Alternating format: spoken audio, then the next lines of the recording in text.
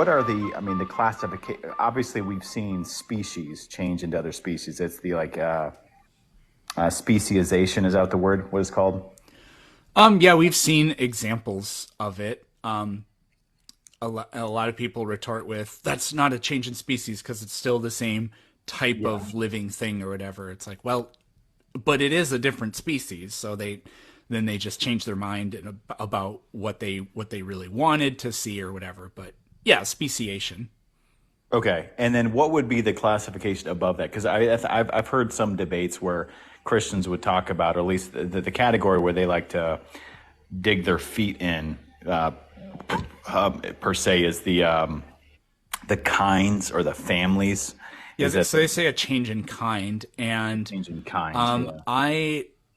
I have never gotten a very straight answer about what a kind is. Some people say that a kind is a family. So it goes species is, Yeah, and then genus, and then family. family. Family's above that, Yeah. and then order comes before family. Yeah, order comes before family.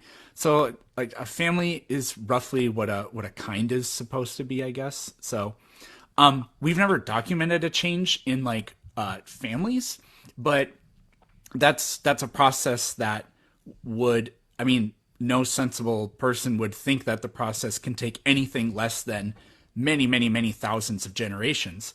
So no, humans can't live that long, and we've only been doing science for a short amount of time. But that doesn't mean that it can't happen. If it had happened, if speciation and I don't know what the word for this would be either.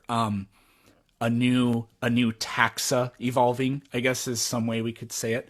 Okay. If that had happened before in Earth's history, then there would theoretically be evidence. Now I think we have really good evidence of it in the fossil record, for example. But Uh, anyways, uh, Yeah, I think that's where I would say that the contention would be is like we can't observe, like the scientific method kind of hinges upon the fact of observable evidence or at least repeatable in some type of repeatable fashion. Um, I but we're mean, having to make some assumptions on like sometimes changes. Yeah, yeah. Obviously, you can't like we can't. prove everything to be true in the same way. I mean, I think me and you'd agree on Yeah, that. we can't make black holes, but like we are as sure that black holes exist as we are sure that protons But exist, we for can example. observe black holes. Yeah, but we can't. The whole if you can't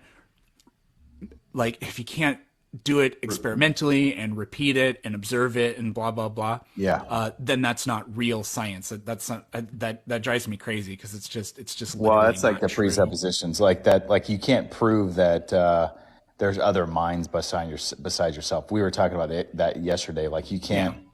you can't necessarily prove that we're not a brain in a vat, or in some type of matrix simulation, or whatever. Some of those things have to be presupposed, and we were talking about that yesterday. But Hmm. when it comes to, but it's still, we need some type of like justification for these things, and specifically in regards to the evolution of change in families per se. Um, what would be like, I guess, your argument that there is a potential for change in families, even though we haven't observed it, and excuse me, um, that there could be the potential thousands of years or billions of years from now in a change of family? What would be your like response or your argument? So I would say that the fossil record really clearly demonstrates that the species of the past were completely different from the species of today. Yet we are the descendants of them. Ergo, species do change over time. So, like for uh, Darwin predicted that there should be, based on the physical similarities between birds and dinosaurs, there should be. He predicted that birds evolved from dinosaurs, and we should find like an intermediate form, a so-called missing link or whatever. And like literally 2 or 3 years after he published on the origin of species are found, and Archaeopteryx, is it a bird or is it a dinosaur? I mean, like technically birds are dinosaurs, so maybe a better way to put it would be, is it is it a bird or is it a reptile? Because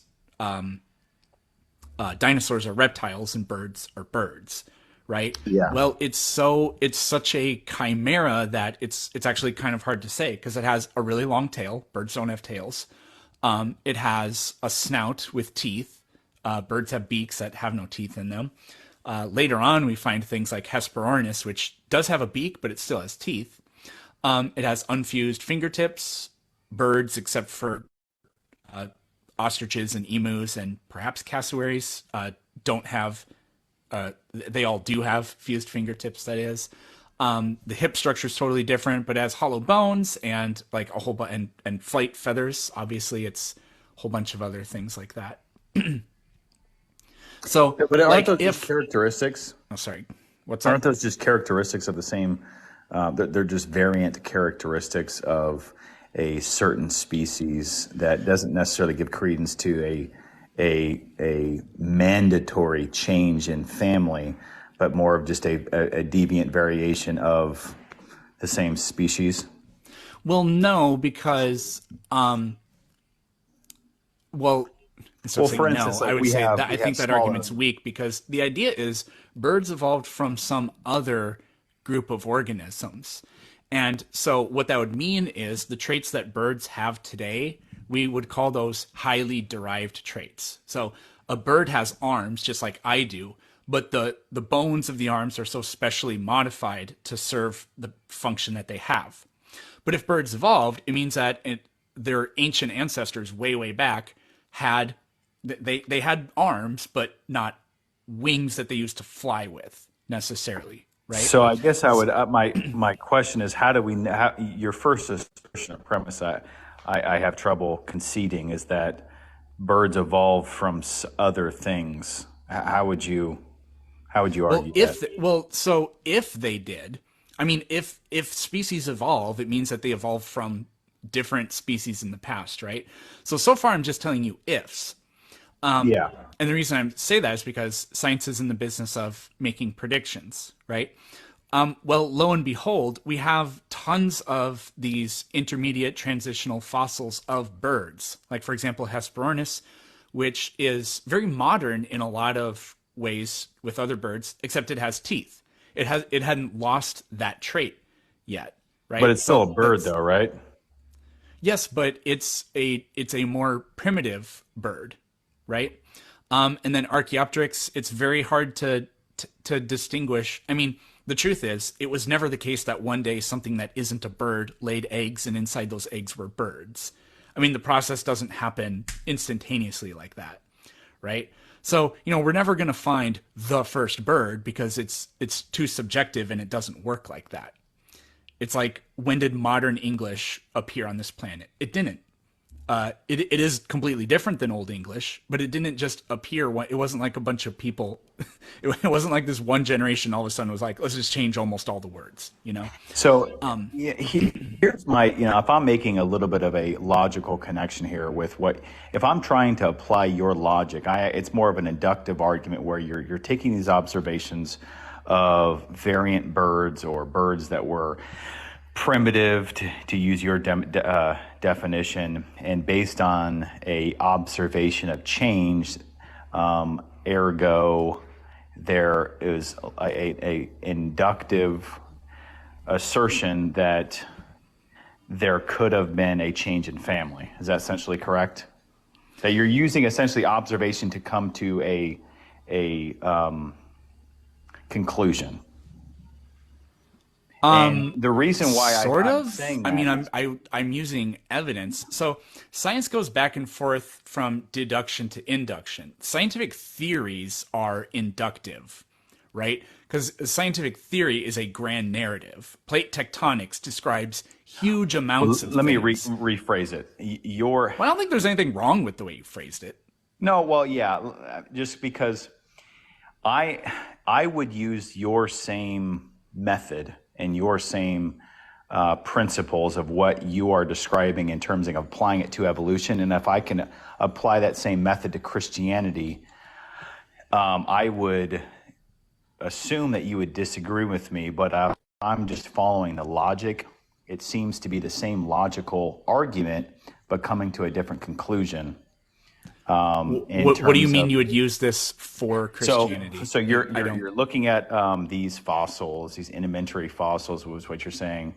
These deviant or variant middle of the, what did you call them again? Intermediates or missing links or Intermediate or transitional missing link fossils, fossils or transition fossils, which are still of the same family or kind or whatever you want to call it, right? They're still birds. And you're making an assumption based on observations that because there's some type of micro change in their teeth or things of that nature, that therefore there could be a change in a family to family change, right? So that's just an observation, then you're coming to conclusion based on your observation. So if I look at what I was talking about yesterday, the nature of the laws of logic, right? If I'm looking at the nature of laws of logic and the four characteristics in which I apply, or at least I observe of the laws of logic, or these transcendentals, they're timeless, universal, unchanging, and they're bound to a mind. Now, if I look at those four observations and I would say, hey, where's the origin of those things? I would say it has to be a universal, timeless, changeless mind, which would be God. You would disagree with me, but I'm using the same observational inductive argument that you're using. But I think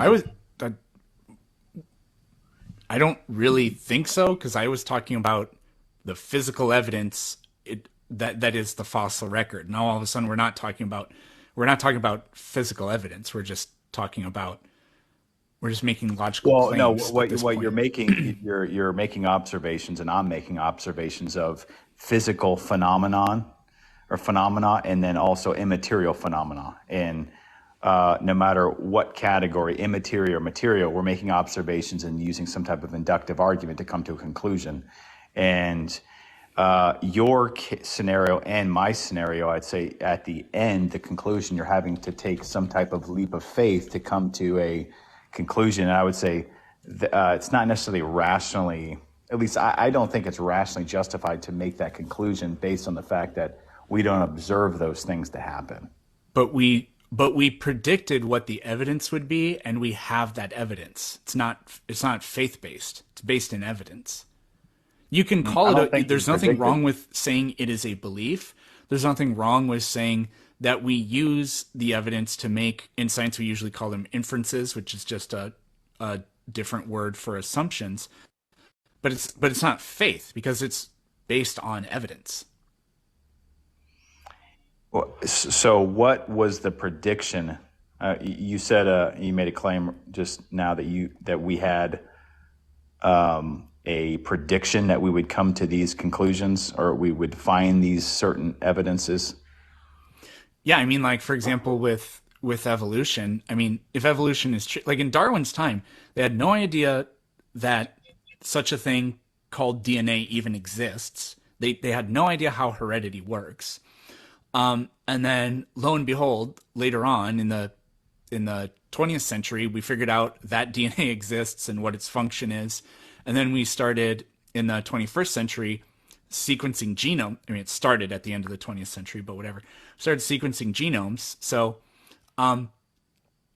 the amount of shared genes that two things have tells you their relatedness. That's how it works with people, and that's how it works across species. So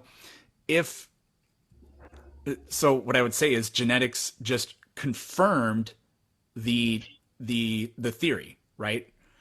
Or it maybe confirmed what? Confirmed makes it sound like it was proven indefinitely, and in science that never happens. I mean, you can be 99.9% sure or whatever, but genetics exactly matched the prediction, because you and I, we would test our DNA and it's 99.9 whatever percent the same. Well, what's the organism that we are most similar to? If we just study it without looking at the genetics, it's the apes. Great, let's check the DNA. Oh, we're most similar to them. I mean, it's just it's perfect, right? And then there's the fossil record. If organisms do evolve, that means the fossils of things that were alive in the distant past should be different than the things of today. And that's exactly what we find, right? The only alternative explanation to the fossil record is just to believe that life is just spontaneously appears in its fully formed state in stages throughout Earth's history. And people have believed that, but I'm not aware of anybody that believes that anymore. Okay.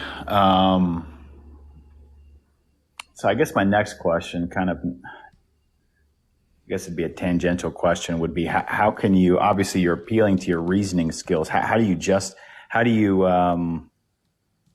do you trust how do you trust your senses in terms of when you're coming to these conclusions and in some type of empirical evidence to justify evolution? Obviously you're having to utilize, whether it be laws of logic or these immaterial things. Did the human evolution come up with these mechanisms of reason, for instance, like the law of identity and all of those things? Did we evolve into that, or was that always the case from your perspective?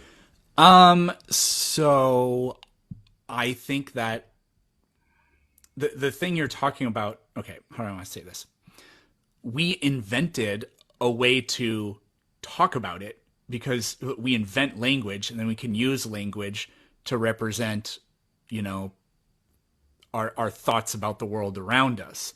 But those thoughts were always present. I mean, like Like when we were we fish? know other animals think logically. I mean, you can't possibly deny that. So a sense of logic, like the idea of, like stuff you learn about when you learn about, like, if you ever took like a psychology class, or like if you ever learned about like the stages children go through. Like, kids don't understand object permanence when they're really young, but then they do understand it later on. Yeah. The other organisms have, some sort of sense of that. We have the best one. Now, is it just innate? Is it so good because it's innate within us, or is it because we rigorously beat it into like our offspring through the way we just, manufacture our lives and our families and our environment or whatever? So I would say, like, our ability to think logically is innate within us, but things like, language and that kind of stuff, that's sort of different from evolution and natural selection, in a way. How But is it different? sorry. How would it be different? Oh, well, it's not so. The product of the brain, which evolved, Yeah. right? Well, I don't want to say this. So like chimpanzees, or maybe like birds. So birds use tools, right? Sometimes they like Yeah, pick I up think it's sticks and not stuff. fruitful to talk about other. I mean, obviously, other animals react, and they're navigating the world in which they know it, but we don't know if they're consciously aware of their own thoughts like we are. So I think it's more fruitful just to talk about the human experience. Well, You I know, will, but I think this comparison will be useful. So we know that birds use tools. Now that is not a trait that can be passed down. Not really. You couldn't possibly read a bird's DNA and find the thing that equals picking up sticks and using it to scoop out ants or whatever they use it I for, guess you right? could.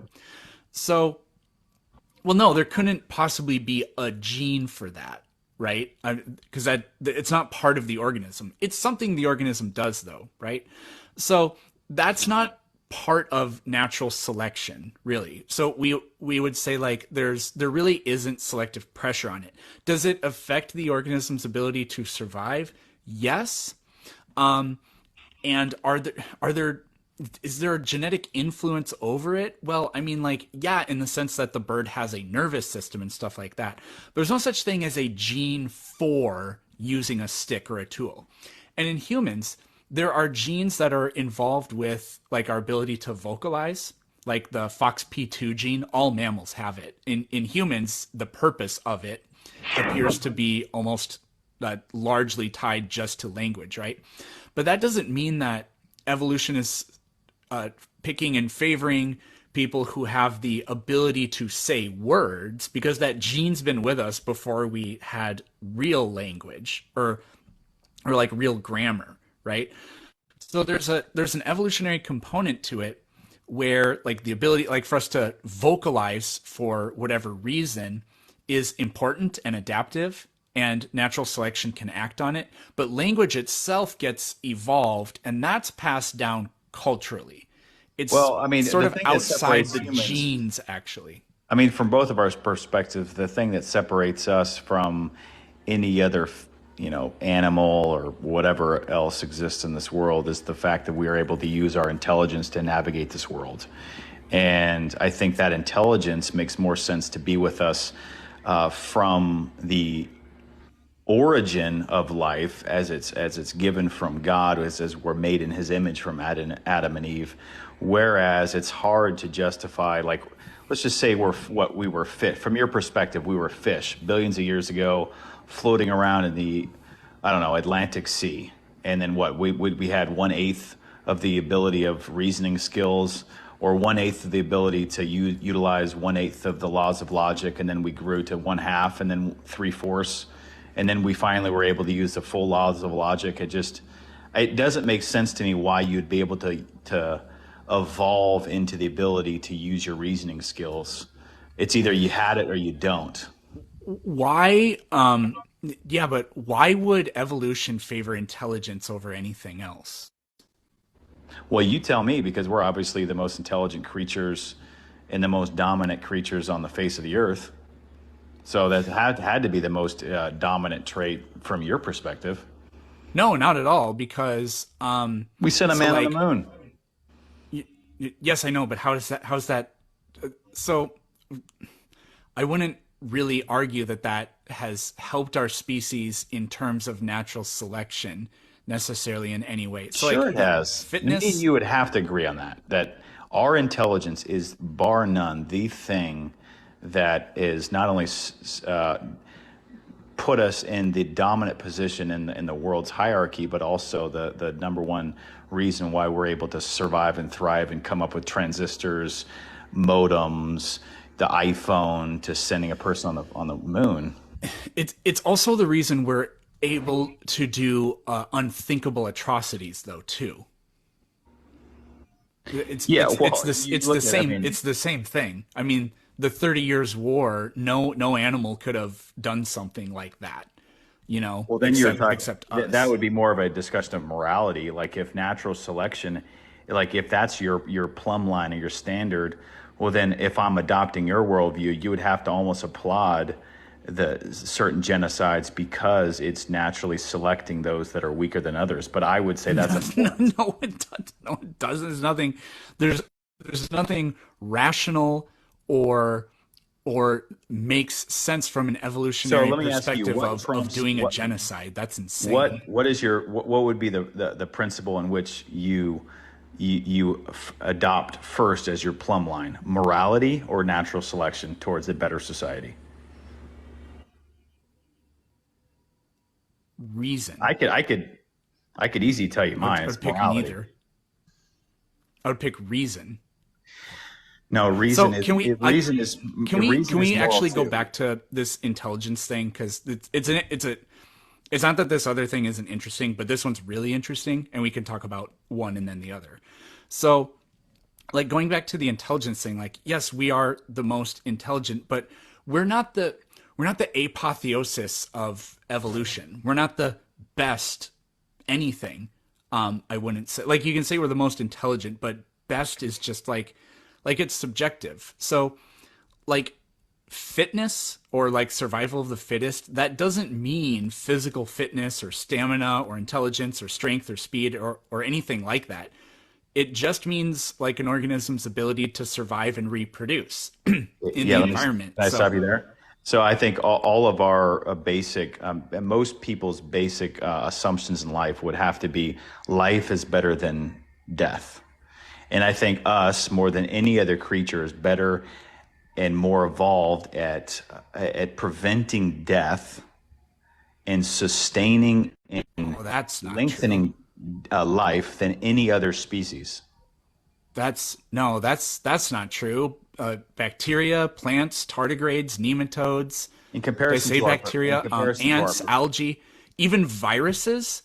Those every one of those organisms I would consider is doing well. Viruses aren't even organisms. They're doing vastly better at the game of evolution, like being wildly successful at reproducing. They're doing it far better than we are, and they do it despite having somewhere between almost zero and literally zero intelligence, like with the case of So viruses. you would rather be a virus? Me, no. Neither would I. I'm talking. We're not talking about personal preferences. We're talking about what natural selection selects for, and then what leads to success in an evolutionary perspective. And I don't see how you could possibly argue that humans Well, I'm saying we have the have done ability. better than viruses in Yeah, the we have because we have conquered. There are certain viruses, for instance, the flu that we have conquered in terms of, we haven't or conquered the flu. It's yeah. Well, we never have. going to go away. Yeah, well, I know it's never. We've Never gotten gonna rid go of away, per se. smallpox. Yeah, We like eradicated it. smallpox or all kinds of other things that the virus versus the human most of the time is going, and I would say if not all the time, to uh, to domineer and to conquer whatever it is that's in our way. That's what I'm trying to say. That even, I mean, you could talk about, yeah, smallpox or hay fever or, the mad cow disease. All of that has been conquered. Yeah, it's caused havoc on societies and wrecked human society, but we have eventually conquered all of those viruses. Whereas the viruses have not in perpetuity conquered us. So here's this kind of takes me back to the other thing I was thinking. When you say we, who do you mean we? Because Me and you, bro. TikTok. what I find is a lot of us give credit to the entire human race for the achievements of just a few select people. So let's say we've been through stages: the Stone Age, Dark the Ages. Copper Age, the Bronze Age, the Iron Age, the Industrial Age, whatever. If the 1 million smartest people who ever lived, which is, we think there have been around 100 billion humans, so 1 million is actually a insanely tiny number, actually. Yeah, If yeah. the million smartest people who ever lived had never been born, do you think we would still be in the current technological age that we're in? 'Cause Yes. I don't. Really? I would say it's not necessarily a product of human reason. It's more of a product of revelation, and from the Christian perspective, Revelation? that we need something that transcends human reason. This is what John Calvin tried to argue, that we need something that transcends human reason, knowing that we're constantly being beset by instability of emotion and vacillation of thought. We need something that transcends human reason. That's the inward conviction of the spirit, or revelation. Meaning, if you look at, say, the creation of the transistor, right, back in the early 20th century, there's nothing that you could say that's like reasonable about the creation of the transistor. It's almost just like a epiphany that came out of nowhere, or you could say a revelation that God appointed in that time for that to happen. Well, that's a untestable claim. I don't think that's super useful. But if you ask me, if the million smartest people who'd ever lived had never existed, I think we'd still be in the Stone Age. Because, I mean, like, if we are as intelligent as you're saying, then what do we need like Einsteins and Newtons and Da Vinci's for? Or, if we're as smart as we think we are, how come the Western world never invented paper, printing, gunpowder, contoured plows, wheelbarrows, umbrellas? Did I say gunpowder? Yeah, I think I did say But part gunpowder. of that is Scissors, or all this other stuff that we borrowed from China, right? but part of that is relative, right? You can take I mean, I'm not going to say the dumbest, but a very, I don't know, you could take a Look, there are dumb middle- people. It's okay to well, say it. okay, we'll take a dumb high schooler and teach him the basics of quantum mechanics with Higgs bosons, and quarks, and all of that. And right off the get-go, he would know more about that than Einstein did. And it's so part of that is relative. No pun intended with theory of relativity there. But I'm not going to deny that Einstein was an absolute genius and a baller. But I'm just saying that we tend to grow on the aggregate of our knowledge. And so it's like we have maybe a better way to put it is we're 20 steps up the ladder or the stairs case, and it just seems easier for us at this point in our day and age. Like, again, you could take the dumbest person in the world and get them on Chat GPT, and it's like they look like a genius. So it's almost this compounding interest that we're paying ourselves. I don't know. It's a very interesting thought experiment. Yeah, but I mean that high schooler could never possibly have known anything unless a very, very tiny minority of humans that happened to discover those things existed. Well, I'm actually not going to disagree with you that all of the successes we've seen in this world have come from a small minority of individuals. I mean, even more than a small minority, like a half of a percent of people have been the impetus of why we have the benefits of what we have, like the Benjamin Franklins, the Albert Einsteins, Greta Thunberg's. yeah, all these guys, But that was a joke. Planck and Tesla, all these guys that did some pretty incredible stuff that was leap years in front of their peers in their time frame. To be honest, I don't exactly know where we were going with that, but anyways, if you want to invite somebody else up, I appreciate you having me on.